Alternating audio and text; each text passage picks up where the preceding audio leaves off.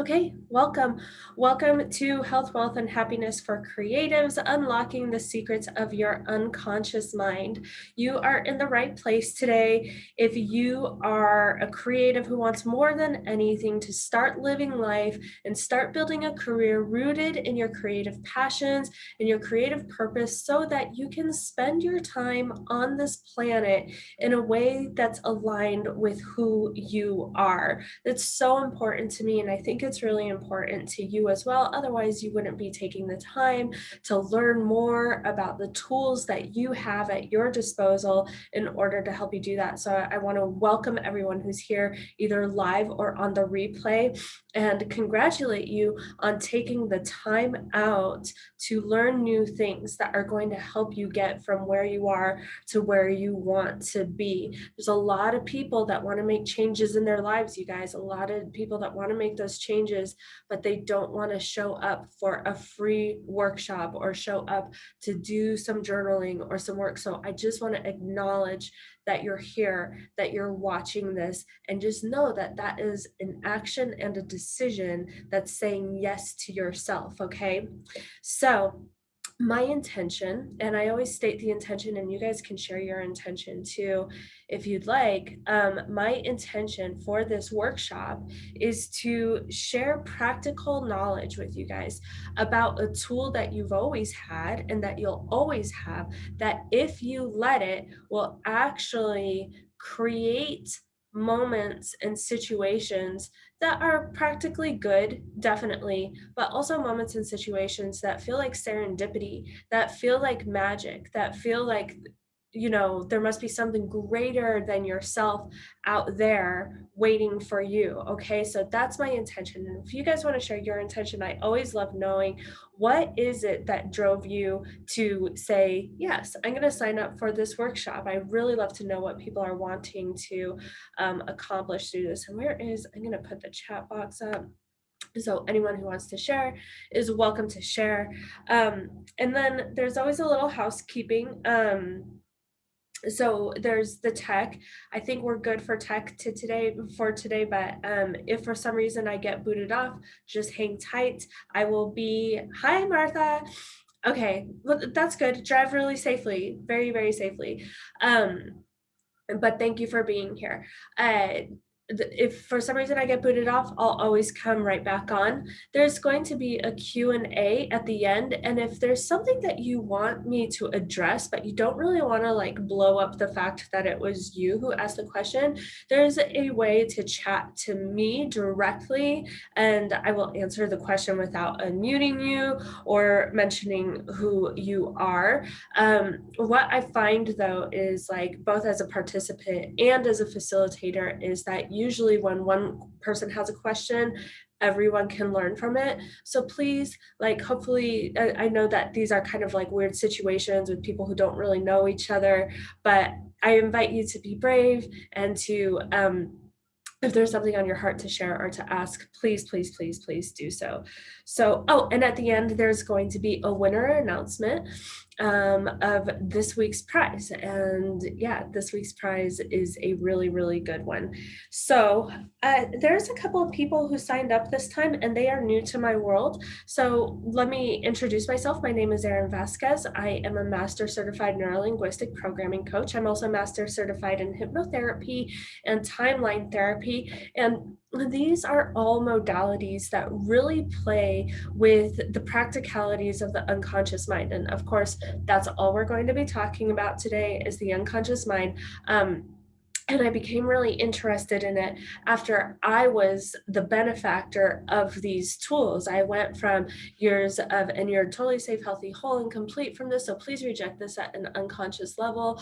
I went from years of anxiety, massive panic attacks where I couldn't even drive, and all of a sudden, boom, an hour with these tools with a really powerful facilitator. I have been medication free. This is not medical advice. I have been medication free for over 4 years now, which is nothing short of a miracle, being that I had been on medication on and off for about 17 years before that. Okay.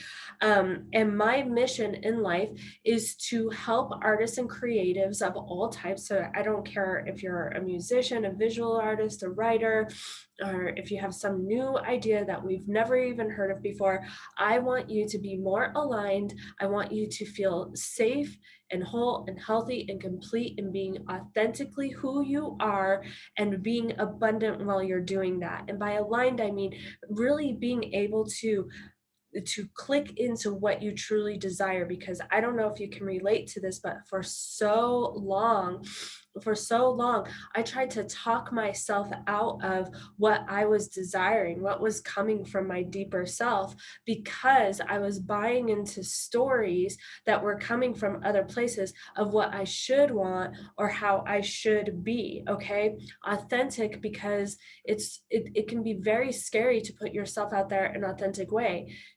People suffer from imposter syndrome. What will they think of me syndrome. My parents are going to think I'm weird, or my aunt Susie, who's on Facebook, and she's going to think I'm strange because I'm saying this thing. I truly believe in this thing and everything. Welcome, Arthur, nice to see you. And all of these things go through our heads, so we dampen down our own special sauce, and we're not fully authentic. Most people aren't fully authentic, and I know I'm personally still on that journey myself, but I'm further down the line. And then abundant, I don't mean necessarily billionaire, da da da da da da da. If you want that, I'm so supportive of that. Like, if that's your idea. But for some people, abundance means living that van life and being able to like run a creative business from their laptop while they're like at the edge of a lake using their hotspot or something like that. That was my abundant life this weekend. I was over in Morro Bay, camping on the beach, writing and planning a bunch of great stuff for this next month from my camper, right? That's my abundant life. Plus, probably one of the homes on the Central Coast, which is a little more than my camper, but that's okay. All right. So, again, aligned, authentic, and abundant. Okay. Alicia, your intention for this class is to learn more skills to understand and work with my subconscious mind so it no longer derails and sabotages my progress toward the life that I want to create. Well, you are in the right place. And by setting an intention simply like that, your unconscious mind is already learning what to pay attention to. Okay. So we got the about me. And then what I'm going to do is there are a couple of things. I'm going to be reading from some notes, you guys, because as you know, I like to stay focused, and I'm so passionate and excited about this stuff that I will go off and go rambling. So I have notes. I apologize that I'm kind of reading from them, but first of all, I wanted to define for you what the unconscious mind is. There's a lot of talk about it out there. There's, all these things about manifesting and all that. And sometimes unconscious mind gets lumped into this idea that it's woo-woo, that it's not real, that it's just like some hippie bullshit. But I don't think so. And there's a lot of psychologists that have studied it, a lot of great studies. If you're interested in this kind of thing and you want to do more reading, Carl Jung is like the place to start. But here we go. Here's a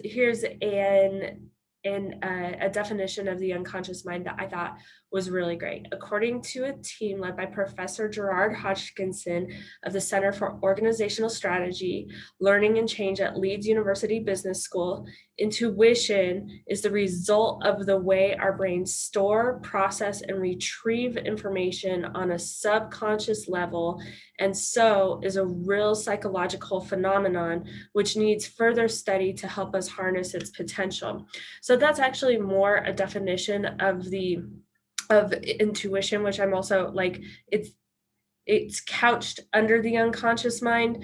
But to make it even more simple, the unconscious mind is simply the part of our mind which we are not aware of. Has anyone ever heard of that trope, like we only use 10% of our brain consciously, right? So that means there's 90% of our brain that we are not even like tapped into. Well, further studies would say that it's actually about 95.5, that we are 5% consciously creating, thinking, and all of that good stuff. And the rest of it is just the unconscious mind. Our unconscious mind is in charge of our heartbeat, all the autonomic body systems.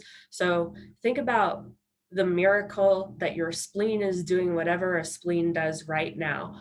We have no idea. Well, I'll own it. I have no idea what the hell a spleen is doing. I have no clue. But it's doing something and it's helping keep me in balance, and it's doing it for you as well. We're all performing miracles at an unconscious level every single moment of our lives, like our heartbeat, all of that good stuff.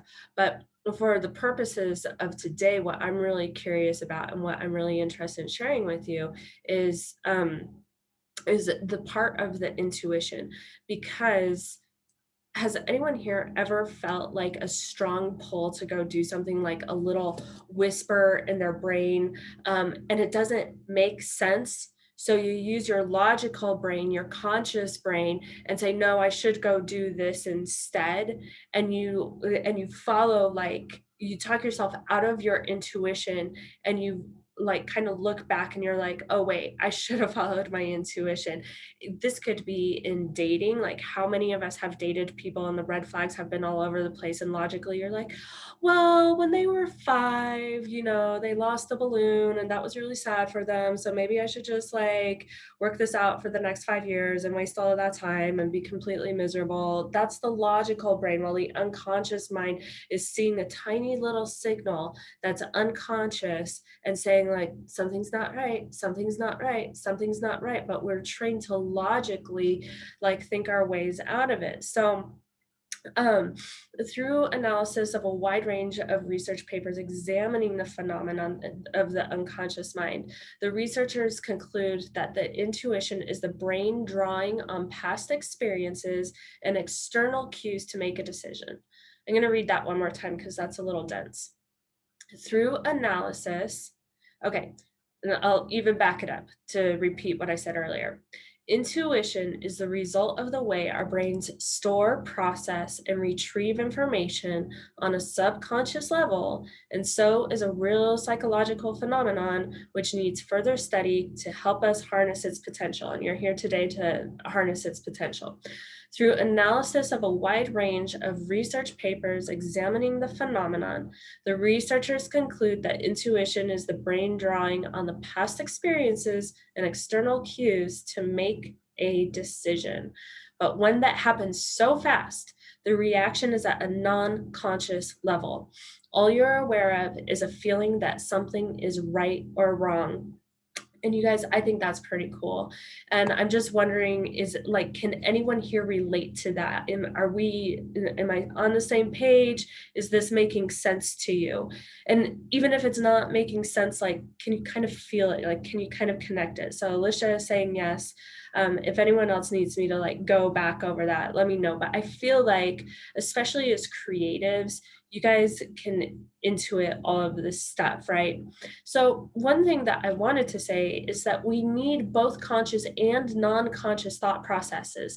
They're both valuable in their own way, and one isn't necessarily better than the other. So today isn't all about bashing the conscious mind. The conscious mind helped me decide a time and place to host this workshop. The conscious mind helped you put it in your calendar, open up the emails, and then get on Zoom at the time. Or if you're watching this on a replay, click on the link and make the conscious decision that you're going to watch this workshop. Conscious thought is coordinating, conscious thought is planning, and we all need that. We can't just be at the whim of like of the things bigger than us. We need all of the things. We need the practical knowledge, and we need to be open to the magic. We need to be able to work and like move along that spectrum.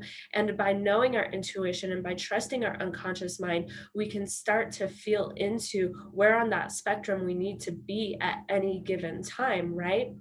So part of the reason I put these notes down on here before I run these workshops is because I don't want to just leave it to intuition, just leave it to whim. I do for Q&A, obviously, but but I want there to be planning. I want there to be practical structure so you guys walk away with tangible knowledge and tangible tools, after spending an hour, hour and a half with me, okay? Um, so, so one of the stories that I wanted to share with you guys was about a race car driver, and I forget his name, but he was at one of the big races and he was going really, really, really fast. And out of nowhere, these are the kinds of phrases, start noticing, out of nowhere, gut feeling, little voice inside my head. These are things that people say, but really that's their unconscious mind. Out of nowhere, this race car driver decided to stop, and he didn't know where that decision came from. But what had happened was that there was, like, around the bend where he couldn't have possibly seen it, there was a crash going on. And everyone was like, how did you know? How did you know to stop? And he didn't know at the time, but going back and looking at the footage, what was really noticeable to everyone watching that is that usually the crowd would be cheering him on. He was one of the hotshot drivers, but all of their attention was on something ahead of him. So he decided to slow down and stop. And in essence, it saved his life. That was an unconscious decision. It didn't make any sense at the time. That saved his life. So with that, today is a little bit different in the sense that I'm just going to be teaching the prime directives of the unconscious mind. There's a list of them in your workbook. So hopefully you have a notebook or you have your workbook printed out. And I want you to just like take notes. I'm going to be going through these and letting them know what it means and telling you how to communicate with your unconscious mind, because your unconscious mind wants your highest and greatest good for sure, but it's so easily influenced that if we do not guard the doorways of our conscious and our unconscious mind, we are at the whim of our environment, of our external sources, of the content that we watch, of the conversations that we are in, all of those things. So really knowing how to communicate with your unconscious mind is going to change your life like forever, just how it changed my life as well. Now, if you've been in my past workshops, you'll know that I say, please take anything that does serve you and accept it. And if it doesn't serve you, simply say reject. That is a direct command to your unconscious mind saying, reject what that is. It does not serve you, right? So that's a really great example of a clear way to communicate with your unconscious mind. And we'll be talking more and more about that, okay? So your unconscious mind stores memories, both in relationship to time and also kind of like in quantum space. I'm not going to get too crazy with all of this stuff today, but storing memories, like, have you ever had deja vu? That's what I mean, not in relationship to time, where like maybe quantumly we're stepping into the future and experiencing it, but all of our memories are stored on there. There's a process that I do for deep emotional healing with my clients, and I'll be doing it with a group program that I'm going to be launching hopefully later this month. And it's called timeline therapy. And what we do is we elicit your timeline, and then you go and you find these memories that are stored on there. And by rearranging your relationship with the memory, you actually release trauma and heal a huge part of yourself. And this is done by like eliciting it from an unconscious level. So all of those memories that come up, they're all stored unconsciously. And sometimes we're reacting to those memories in the present, whether we're aware of it or not.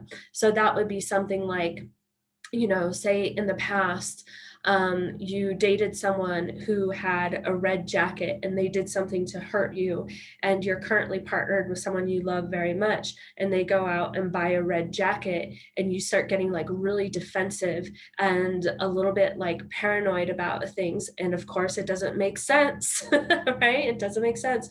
But unconsciously, your unconscious mind is saying danger, danger, danger.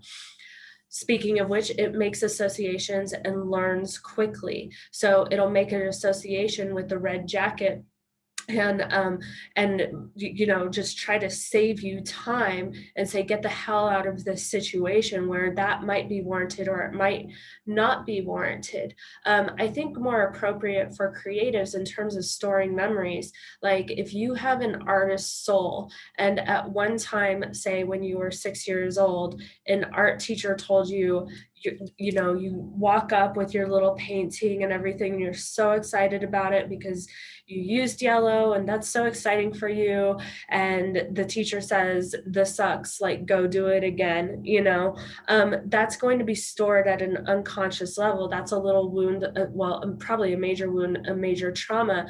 So for number two, making associations, you might at an unconscious level, and please reject this, at an unconscious level, you might associate your art and your craft with rejection, with fear, with embarrassment, with shame, with guilt. Can you see how that would be not beneficial to you, especially if you're not conscious about it? Conversely, if there's some people out there that you look at and you're like, why is everything just so effing easy for them? And they can put themselves out there like so easily, and it's like not a big deal or anything like that. Conversely, if there was someone who was raised in a household that like celebrated all of their paintings and supported them in everything that they did, even if the painting quote unquote sucked, they are going to make the association with painting, with love, with acceptance, with celebration into functional, healthy adulthood, okay? Number three, the unconscious mind organizes all your memories on a timeline. I spoke to that a little bit with timeline therapy, the process that I take my clients and my students through to do deep emotional healing. So say that you have that event where the art teacher told you your painting sucks, and you're like, why can't I seem to just sit down at the easel and paint? Well, let's get in there and rearrange that, right? Hold on, let me take a sip of tea. You might hear a scratch in my voice, but I told myself in my unconscious mind that I'm totally healthy and healing and whole and complete. So I know I'm healing rapidly. Number four, the unconscious mind will repress memories with unresolved negative emotion. So it will repress those memories. Say it's the art teacher. We're just going to use the art teacher who was a dickhead, like all through this narrative. Okay, so it'll repress it because it doesn't want you to consciously. Your unconscious mind doesn't want you to consciously experience pain in the moment. So it'll repress it for you. However, number five, it will present repressed memories for resolution to make yourself more rational and to release the emotions. So when the unconscious mind senses that you are ready to possibly do the work around this memory, it will present this memory for you. That doesn't mean you have the tools to know what to do with it. And a lot of emotions might come up. And that's where you might start going to therapy or take a workshop or a group program or something like that, or see, like an NLP coach or something like that, so you can have the tools to resolve those memories in a way that releases the negative emotion and it allows you to integrate learning. So we're not trying to like discount the event because it happened and it's a part of the tapestry of who you are, but we want to integrate it into a healthy way as an adult, right? Like we want to take the good from the childhood, the good from the adolescence, and be a fully integrated, healthy, whole, and complete adult. And that happens through examining these memories that come up, looking at these associations. So when it presents the repressed memories for resolution, and we have this opportunity to make a painting, and there's something at an unconscious level that's saying like danger, danger, danger, and instead of sitting down and painting, you decide to go watch like The Office on Netflix for the 5 billionth time. Like that's really going to do anything to move your life along. There's always a time and a place, but still, like, that's not going to do anything to move your life along. But it doesn't make sense why you would do that. Okay. Number six, it may keep the repressed memory repressed for protection. This is really common with some people go through terrible things. I've worked with clients that have gone through things that are just heinous, absolutely heinous. And sometimes it takes a while before it's time to do the healing on that event. So you hear about people who come out in adulthood and they're like, I just realized that X, Y, and Z happened to me very often. This is the X, Y, and Z is sexual abuse.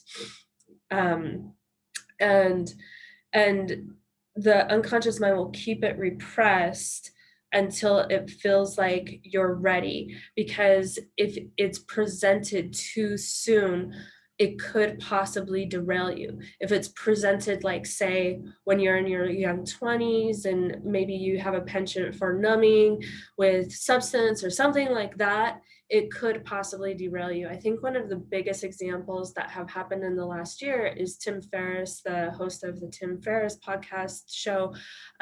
He came out and talked about how his experience with ayahuasca. I'm not a doctor. I'm not condoning any of this. Use at your own risk, blah, blah, blah, blah, blah.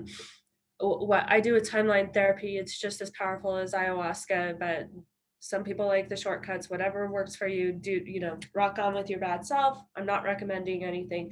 Tim Ferriss did his ayahuasca journey and realized that he had been subject to sexual abuse from the years of 2 to 4 in his life. And it wasn't until after years and years of doing work and examination and different therapies, and if you're familiar with him, he's just constantly like gleaning information. It wasn't until then that he was willing and able to see that this was something that happened to him, um, so hopefully you're seeing that your unconscious mind, it loves you. It wants you to do really well. You just need to learn how to communicate it. So if there's something that is not ready to be presented for resolution, it's okay. It's okay. It's all about patience. Now, when it is presented for resolution, it can be very painful, but that doesn't mean you weren't ready. The healing work and the transformation work is called work for a fucking reason. Excuse my French, but like, it's called work for a reason. There's people in my industry, like the book The Secret was written by someone who graduated from the same place that I did for all of my certifications. And my problem with it is that it puts too much of a gloss on what is required for real lasting transformation. And I understand why, because it's more packageable. People want the easy pill to swallow, but this is called work because it is work. And when you're ready, on the other side of the work is that life of alignment, of authenticity, and of abundance. Okay. So the unconscious mind also preserves the body. It works to maintain the integrity of the body. We're all born with a blueprint of perfect health. It's the domain of the emotions. So timeline therapy, like I was saying, what I do with my clients and what I do in my group coaching classes is we're pulling out the root cause of negative emotions, not because we never want to experience a negative emotion in the future. Negative emotions are appropriate, and they're also a gift showing us that something gets to shift, heal, release, or resolve, or a combination of a couple of or all four of those, correct? So it's the domain of the emotions. Like I said, you can see the red jacket and get really emotional for no reason at all. Number 10, it's highly moral. So it preserves the morality that you were taught and accepted. And this is so interesting to me. Hopefully you were able to watch the replay, or you were at my previous workshop of mission, vision, values. And as fully integrated, totally healthy, whole and complete, and totally safe adults, it is on us to take inventory of the value systems that we are operating by. Because very often we are operating by value systems that were handed down to us unconsciously, generation through generation through generation. And that's not to say that it's bad, but it is to say that if there is a gap between where we are and where we want to be, and if you find yourself self-sabotaging or watching The Office instead of sitting down and painting, or making a change like eating a salad instead of getting the burger, if fitness is your goal or something like that. Or for artists, this is so big, feeling really scared to put yourself out there. You know how the most powerful art is like the most bold? There's something telling you possibly that you're wrong, or that you're not going to be loved, or that this isn't the way that our people do it. In our family, this isn't what we do. Or in our family, the people who are scared to be abundant, to claim their abundance and say like, hey, here's some of my art, you can pay me money for it. There's usually a lot of values around poverty unconsciously, and usually it's wrapped up as like humility or meekness, stuff kind of, like the meek shall inherit the earth. I'm not saying that all religion is bad, but we get to examine these values that we were unconsciously handed down. And of course, in the first 7 years of our life, we just accept them. We have no critical faculty mentally, so we just accept them. And then as adults, we're coming into our own sovereign beings, really wondering like, I want this, but like, what is with this behavior? Why do I feel so scared to put my writing out there, to put my art out there, to say how I really feel about all of these situations that are going on? Why do I feel so scared to do that? Well, it's because there's a value system that is operating at an unconscious level, and it's highly, highly moral. So unconsciously, until you do the work to rearrange that and reinstall values at an unconscious level, which is going to be another part of the program that's going to be released later this month, then there's going to be that gap in understanding. Okay. So it enjoys, number 11, it enjoys serving, and it needs clear orders to follow. So again, reject at an unconscious level. I used to live in Las Vegas, and for Martha, who is driving so totally safe, she's completely safe, healthy, whole, and complete, no matter what I'm about to say. In Las Vegas, there's a shit ton of billboards, and all it says is accident in big yellow letters, right? Like big, huge yellow letters. And our unconscious mind is highly suggestible. So what I would do is whenever I saw that, I would just say, reject, reject, reject. And when I was first starting it, I was like telling myself, reject it at an unconscious level. But now my unconscious mind knows like reject. And then what you want to do is give your unconscious mind what you truly desire. What do you want instead? I want to be totally safe, healthy, whole, and complete, right? That's why even if there's a scratch in my voice and a little fatigue, I'm totally healing and healthy and getting better and better every day, right? So giving the clear commands to my unconscious mind, to your unconscious mind, of what you want instead. It's interesting, when I start working with clients or when I'm doing some of these workshops, I ask people, what do you want? I don't want to be broke. I don't want to be in my corporate job. I don't want to be in this relationship. I don't want to weigh this weight. No, what do you want? You need to be really clear on what you want. So I know that I already did a goal setting workshop earlier this year, but you have to connect with that every day. So unconsciously, you can start creating sort of these circumstances that your unconscious mind will start focusing on those weird, like imperceptible signals saying like, go this way, do that, go to this workshop, connect with that person, do this, and you have to come back to it every single day. You have to guard it. You have to guard it, even if you don't watch the news, even if you're like your friends and social circle is like super high vibe. I'm telling you, the suggestions that come on to you really, really quickly at like during like just scrolling Facebook or Instagram or whatever, it's getting there in the subconscious mind. You have to protect it. You have to you have to speak to it really, really clearly. Okay, needs clear orders to follow. So when you're creating goals, say like you want it to just be really clear. You don't want to be Shakespeare. Say, uh, I am making $10,000 a month easily and effortlessly through my art, and saying that over and over and over again. Okay. Controls and maintains all perceptions. So these are both regular and telepathic. Um, I would propose that we are all psychic on some level. It's one of those things where, like, you think about someone and they call you, just those little things. And some people are more in tune with this skill than others, and also just again those little perceptions of like maybe I should follow this cookie crumb or that cookie crumb.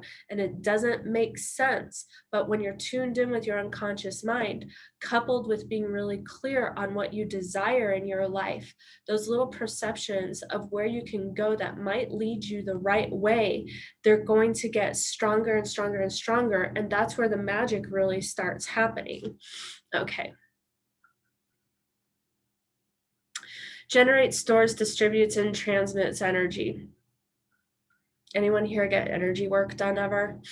I, I had my first chiropractic appointment probably about 2 months ago, and I don't know what the hell he did, but all of a sudden, like, I could feel the energy between him and I. He cracked my neck, did something, he just did something, and um, it was so shocking, the energy, that we both like stepped back and didn't say anything for a little while. It was really effing weird. And our body stores it unconsciously, of course. So this is why I always ask you to drink water while you're at my workshops, because we're shifting energy while we're doing this. What these workshops are working at, at an unconscious and conscious level, to create new ideas inside your mind that might shift your model of the world so that you can step into more alignment, more abundance, more authenticity. So that means that you're kind of shifting old energy that would keep you from any of that from yourself. And that's why you need the water. Yeah. So the energy, I hope, and also the cleaner you are, the clearer you are on how you are, the cleaner and clearer you are on what you desire, and the more you're taking care of yourself, the energy that you're putting out to the world is going to reflect back that which you desire. Keeping yourself a clear channel, keeping yourself in conversations that are going to uplift, open up possibilities, drinking the water, taking care of your body, letting yourself know that you're worthy of everything that you desire, okay? The energy out reflects in your physical world.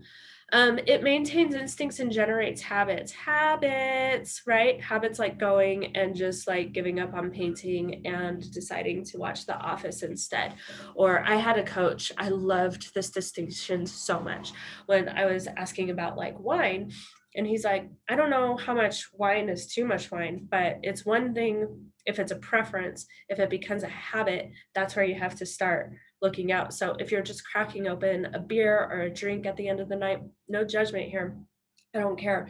But is it a preference, or is it because it's something that you just do to numb out? And if you're numbing out, why are you numbing out? What is that gap? What is the thing that you need to escape from, right? And also, that is why as adults, as children, we like catch on to things super quickly. As adults, in order to create a new habit, a new practice, a new way of being, usually we need to be consistent with it for about 21 days just to get over like just to get that escape velocity from the old habit. So everything that I do here in these workshops, it's not like you just go to the workshop and then you're done.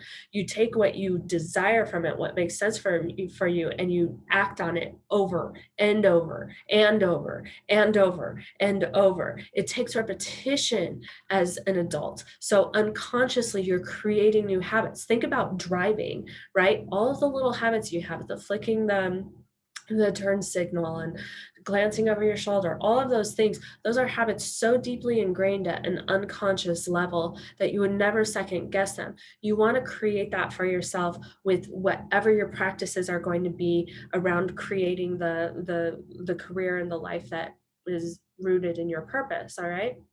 It maintains instincts and generates habits, needs repetition until a habit is installed. I think I just covered that really well.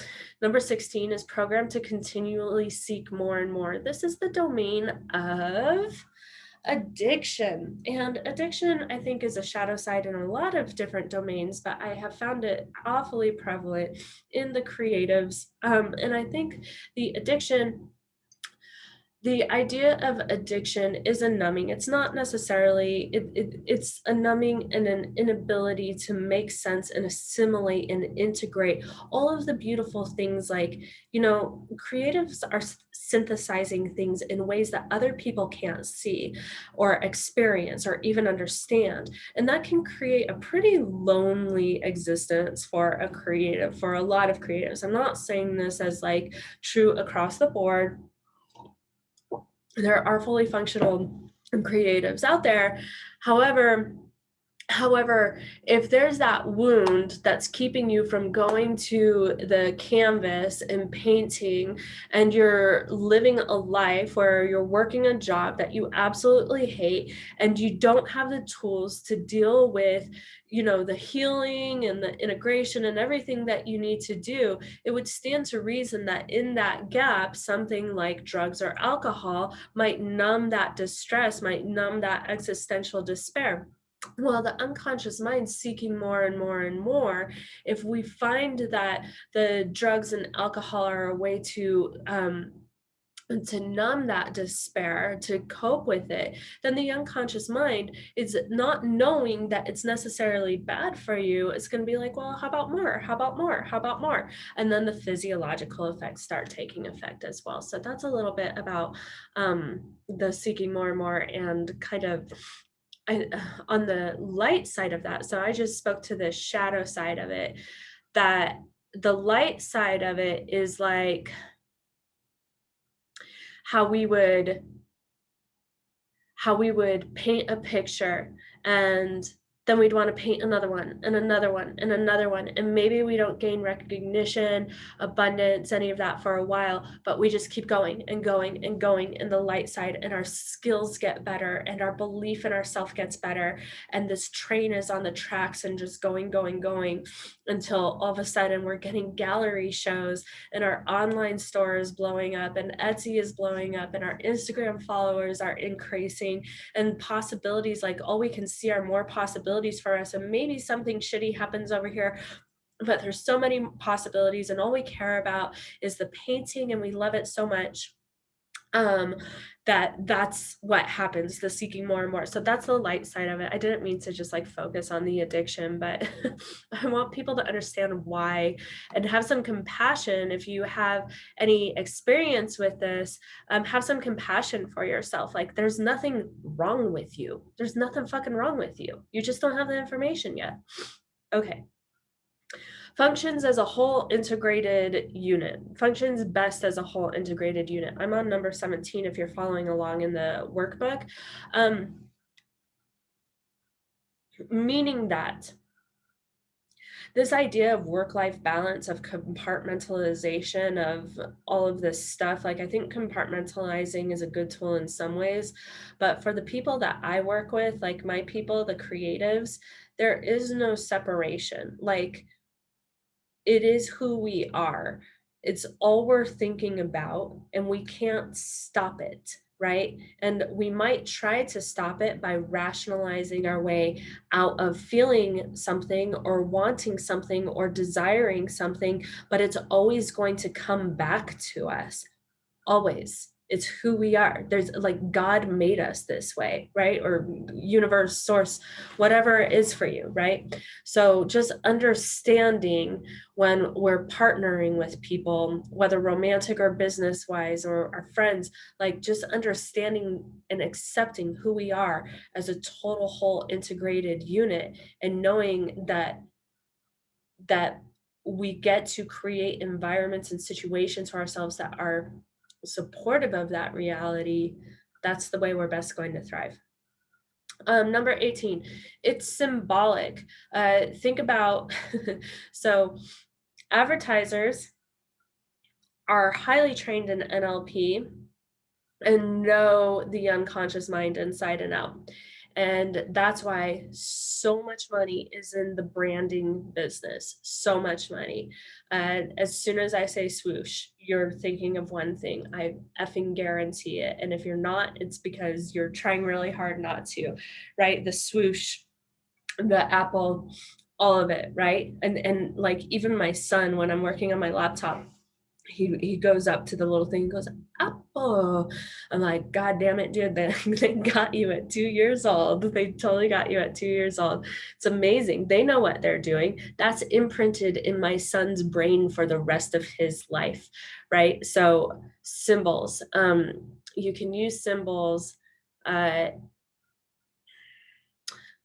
a symbol of success for yourself. I'm trying to think of a good example and it's just kind of escaping me right now, but constantly using and responding to symbols. What I would say is, again, this is why you get to protect yourself from the content that you consume, because people are working in symbology and they know that they're getting to you at an unconscious level. There's something that I say to myself before I watch movies or before I watch television shows, and it's basically a direct command to my unconscious mind to accept, integrate all suggestions that serve my highest and greatest good, and to reject all suggestions that do not serve my highest and greatest good, right? Because there's shit in movies, there's shit in television shows, there's stuff in commercials, you guys, and we're not being programmed for our own highest and greatest good. They're not programming us to be artists that are aligned, authentic, and abundant. They're programming us to buy shit. That's it. No judgment on their part. It's just business, you guys. It's just business. I'm not here to get moral about it, but know what is happening. Be aware of it. They are literally going to the bank and banking on you staying unaware of it. Okay. And hopefully in the last year, I know one of the things that happened for me was that I was really able to take a good look at my values and what was important, and where my money was going or where my desires were going. Number 19, the unconscious mind takes everything personally. So one thing that I love teaching is something called perception is projection.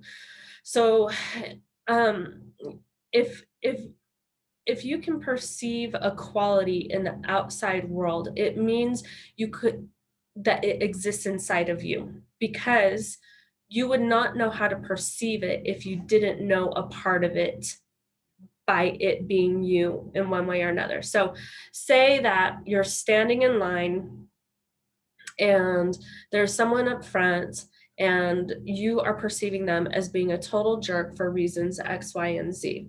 Well, I hate to break it to you, but if you do some real deep, honest reflection, you might find some elements of X, Y, and Z in your own being. And it's a beautiful reflection of where you get to do some work and integration parts in yourself. So if there is a negative emotion coming and you're just standing in your line and you're like, look at this jerk, they suck, that's a negative emotion. And it's a gift showing you that something gets to shift, heal, release, or resolve, right? So taking everything personally, the person in line is being a jerk, it's affecting your life. Don't they know that you're super important and you have a bunch of stuff to do? Go, go, go, go, go.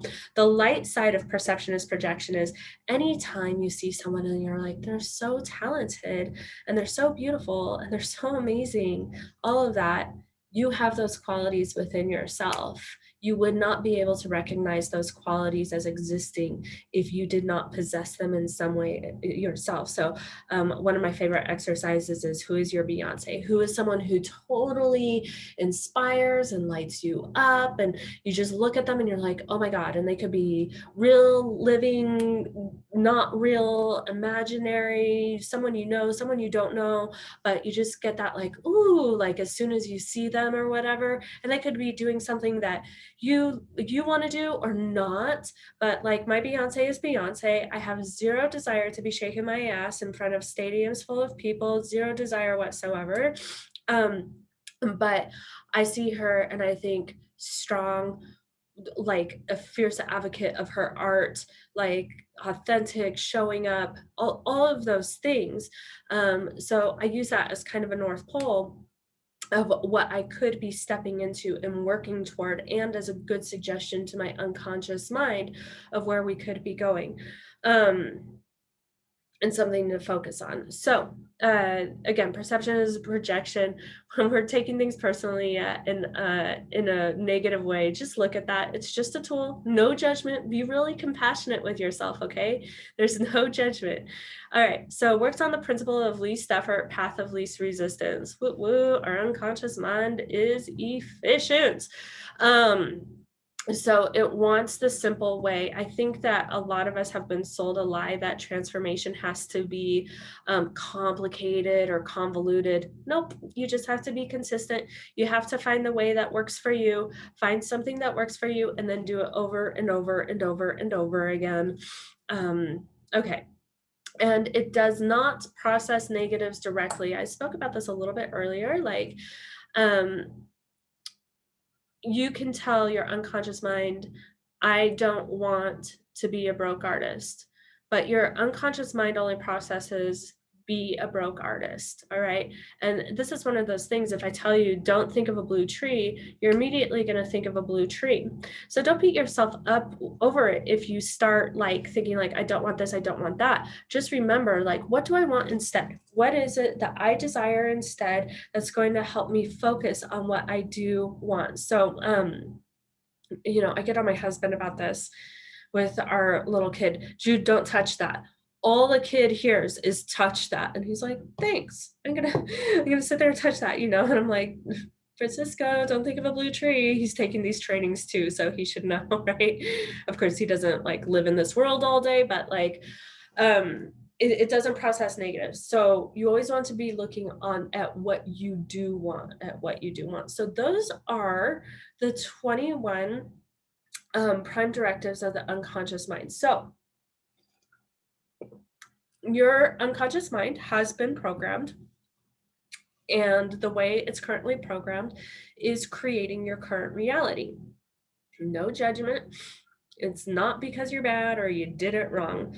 It's because you get to do something differently now. And some of my favorite tools for reprogramming the unconscious mind are meditation, hypnotherapy, timeline therapy, and life coaching. Like, I strongly suggest neurolinguistic programming coaches because they are like, this is their world, right?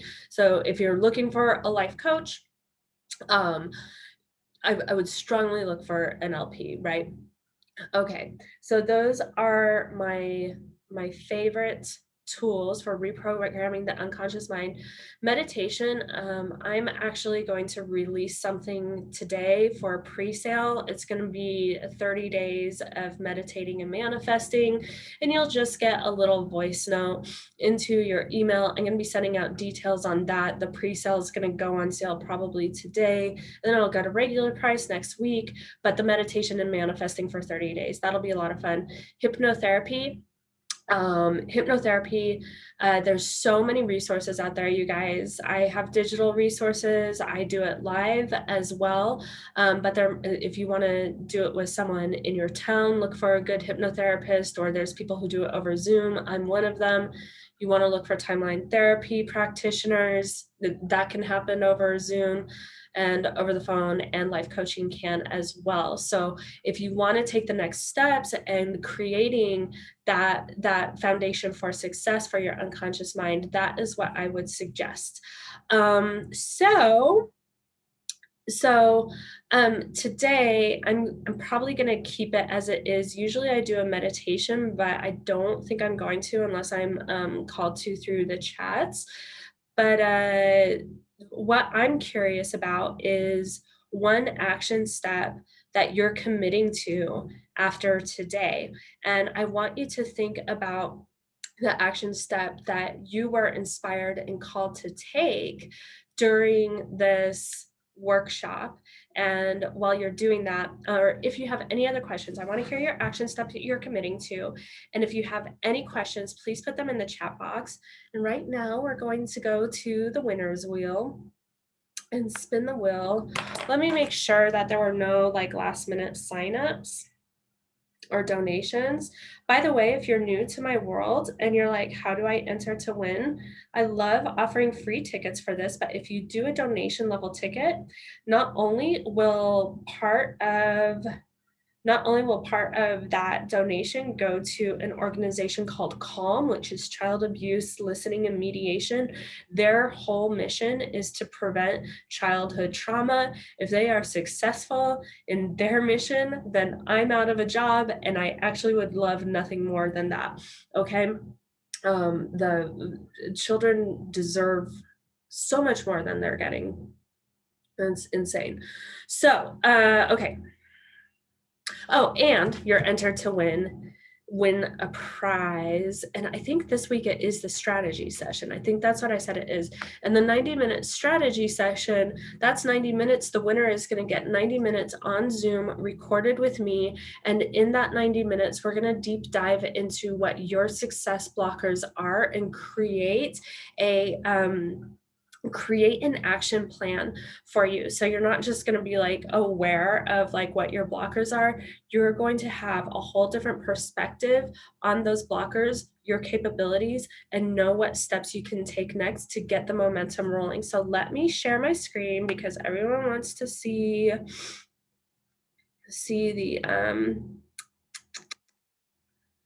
the wheel.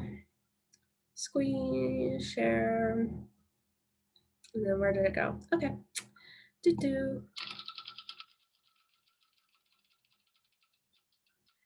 And our winner today is Sharon. Congratulations, Sharon. I don't think she's live on the call, but I will be in touch with her. And let's see, how do we go back to your sharing? Stop share. Okay. All right. So what questions do we have? Which Carl Jung book do you recommend to begin a deep dive on the subconscious mind? Are there other writers that I recommend?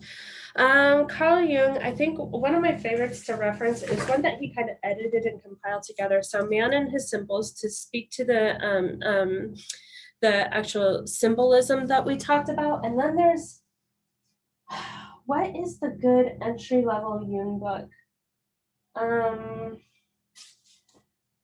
The name of it is escaping me, so let me Google it real quick for you, Arthur. Hold on.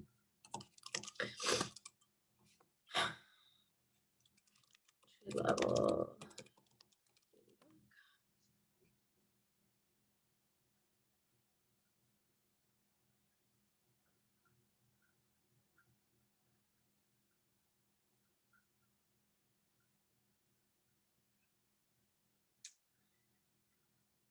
So, yeah, there we go. Psychology of the Unconscious by Carl Jung.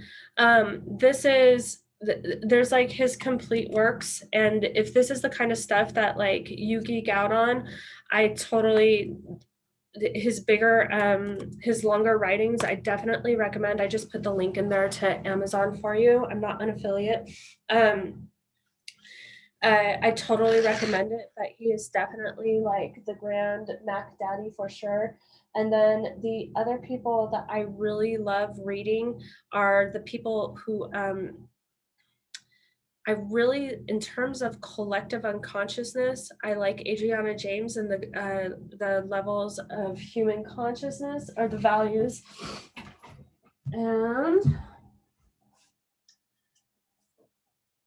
I was able to study with this lady. It's kind of a dense, it's sort of a dense thing, but it talks about the collective and also gives you an idea of unconsciously what you might be dealing with in order to break to the next level.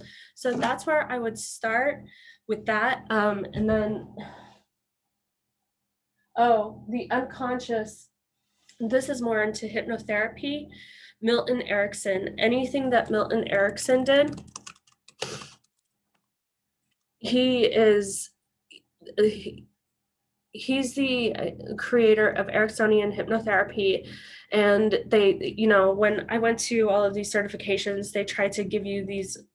They gave me tools for like really fast direct hypnotherapy, but Milton Erickson, it's poetic, it's beautiful, it's elegant, and he understands the unconscious mind in a way that it's just so gorgeous. You're welcome. Okay. All right. Anyone else? Any other questions while we're here? What is the action that you're going to take before we what action are you going to take inspired by this workshop before we wrap it up? And I'm sorry, you guys, and since there are symptoms of a little bit of something going on. I'm not going to say I'm not going to possess it. I'm actually not going to do a meditation today because I need to be very, very well for that. So anything else? Anything else?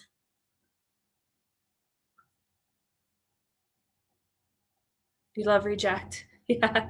And if that's the action step, that's the action step.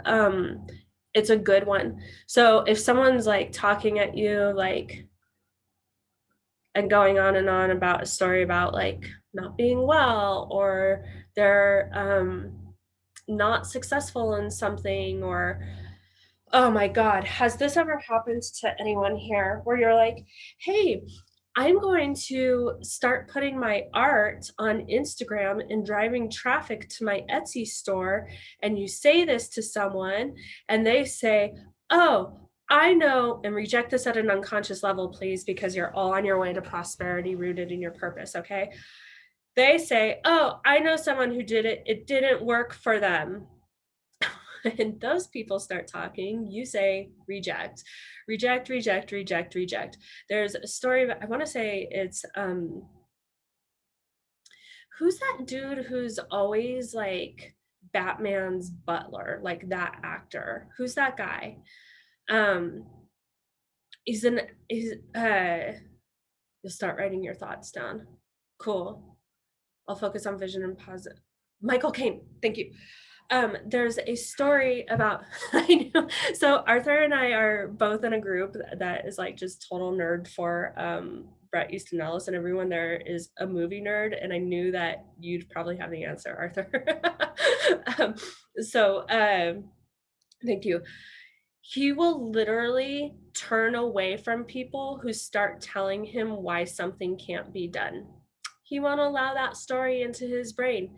While they are talking, the rumor is he will turn away and walk, just walk. And that's a little extreme. That might be not in your makeup, but if that works for you, by all means, like rock on with your bad self, okay? So that's one way to reject it. I love it. So start writing your thoughts down. And Arthur, the cool thing about writing your thoughts down is that you can start noticing.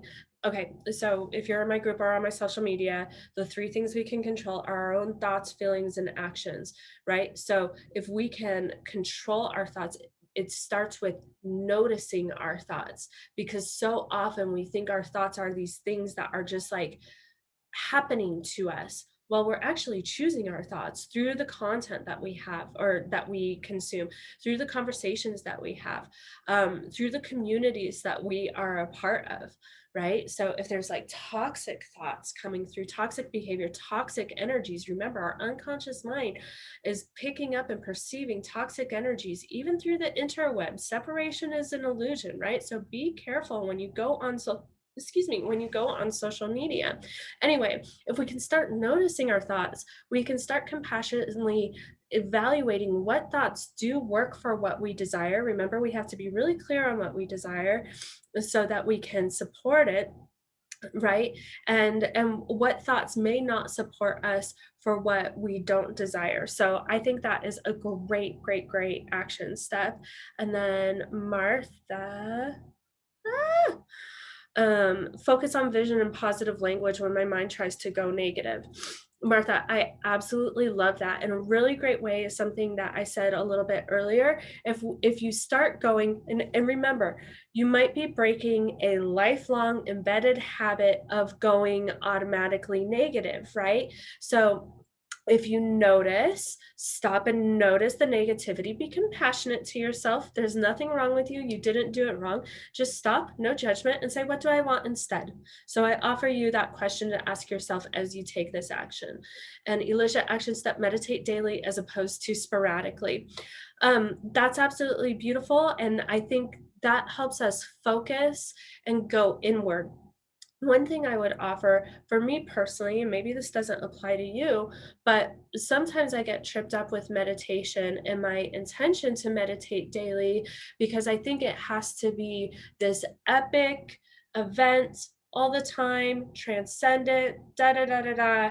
And honestly, 2 to 5 minutes of meditation every single day can make a huge difference. So this month of manifesting and magic and manifesting and meditation that I'm going to be sending out like the pre-sale information for, every meditation that you get for those 30 days, it's not going to be more than 5 minutes because look, like we're busy and 5 minutes can make a huge difference. So what I would ask of you guys, if there's no other questions or any other comments or anything else, I'm going to wrap it up. If you haven't already, if you could leave a review on my Facebook page, if you get value from these workshops, I would love, love, love a review and recommendation. It just really helps for other people because a lot of times people are going to see this and be like, but if you're getting value, it helps other people make that decision and it helps me get the information out to people. Imagine more artists being aligned, authentic, and abundant. The healing in one person like creates a ripple effect for so many other people. So if there is nothing else, you guys are welcome. Thank you for being here. Seriously, I really love that you guys show up. It means a lot to me. Like time, we can always get more money, we can always get more energy, but we can never get our time back. So my intention is always to bring as much value as possible. I know that this was a little more didactic, a little more academic than it normally is, but we're working with the practical and the spiritual. So Martha, another big thing in my experience affects me subconsciously is needing to be forgiving of myself. Yep. So if you see something not forgiving of yourself and your thoughts and your emotions, think, what do I want instead? And then also the idea of forgiving of oneself, knowing specifically, remember your unconscious mind needs specific information on what it is that you desire. So you can say, I want more money, and then you give me $1 and boom, I have more money. Great. But specifically, what do you want? I want to forgive myself. What does that look like? What does that feel like? How does that live in your day-to-day life, right? So writing that down, getting really specific so your unconscious mind can be like, oh, look, like this thought doesn't line up with this desire. And just doing all of, like working on that and working with that for yourself. Okay. I think Alicia's saying something. And it might be floating through the interwebs. So I forgive myself for scarcity thinking up until, I forgive myself for scarcity thinking up until now. And those are those things. There might be an event like I was talking about with timeline therapy, like way back in the day where, our parents or caregivers or community were saying things, money doesn't grow on trees. rich people are evil, all of that stuff. Yep. And trust me, it's been my lesson. And even in my astrological chart, my Saturn is in my financial house, meaning that that is my big life lesson to learn. So like overcoming it and knowing my value and saying like, here I am, like I'll exchange this for that and all of that good stuff. That it's okay. And no one's bad. No one's bad. They're bringing those ideas from generation to generation to generation. And whether it's scarcity thinking or artists are bad or whatever it is, know that you're totally worthy. And as adults, as fully integrated and healed adults, we get to give ourselves the things that we desire. And now it's our responsibility to do the reprogramming and all that good stuff. So the meditation and manifesting will be coming out. That's going to be a really fun, easy, lighthearted way to start with the reprogramming. And again, it's going to be a limited, intimate mastermind that's going to be launched later this month where we will do the damn thing. So if you feel called to do that, those details will be coming out later. And the replay is coming out too. You guys, I'm setting up all these replays on YouTube so you guys can just binge it in one place. But I'll be sending the email once this is edited and ready to go. I appreciate you all. Thank you for being here, and have a great day and enjoy getting to know your unconscious mind. Start trusting that gut feeling. Start listening to that little voice. Start exploring the thing that doesn't make sense and see how beautiful life gets. Okay. All right. Sending you all love. Have a great day. Bye.